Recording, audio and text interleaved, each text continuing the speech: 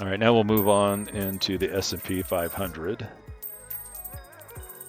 So S&P stands for Standard & Poor's. A little background. It comes from a 1941 merger of Poor's Publishing, founded by Henry Poor in 1860, that covered railroad data. And then Standard Statistics Bureau was established in 1906, so somewhat later, but that provided financial info and ratings. And Standard & Poor's logo. So as indicated in the name, it represents 500 companies that reflect the health of the U.S. economy. It's actually a little more than that as far as company amount, or at least ticker amount, because some companies have various share types. Sometimes there are A and C shares, where A gives full voting rights and C has no voting rights whatsoever. And we'll cover in later lessons, but this is simply to give us an idea. So here's the rules to get into the S&P 500 and stay in the S&P 500. So it has to be a U.S. public corporation issuing common stock shares on a U.S. exchange. It must have a market cap of 20.5 billion or greater as of January 2025.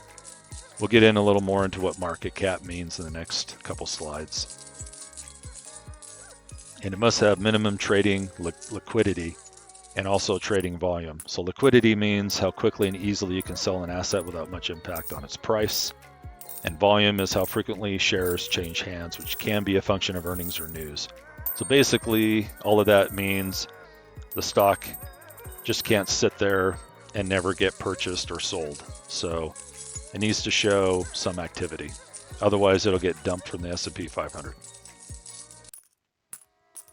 And here are some S&P 500 companies, a partial list, since there's 500 of them.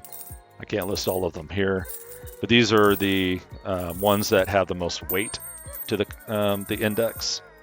So you can see from the left top, we have NVIDIA, Apple, Microsoft, and Amazon. I also wanted to point out there's Alphabet, also known as Google, and you'll see that there are Class A shares, as I discussed in the previous slide. And then if you go past Broadcom, we get to Alphabet Class C shares. And you can see that they have a slightly different symbol for the Google. And they have around the same type of weight. But I just wanted to point out that this is why S&P 500 has 500 companies, but the actual tickers could be more than that. In some cases, you might have several companies having A and C shares. And as discussed, the A means they have voting rights, C, no voting rights. And they might account to, say, 510, 500 and whatever, 15, possibly different types of tickers. But they may belong to, like, two of these might belong to the same company.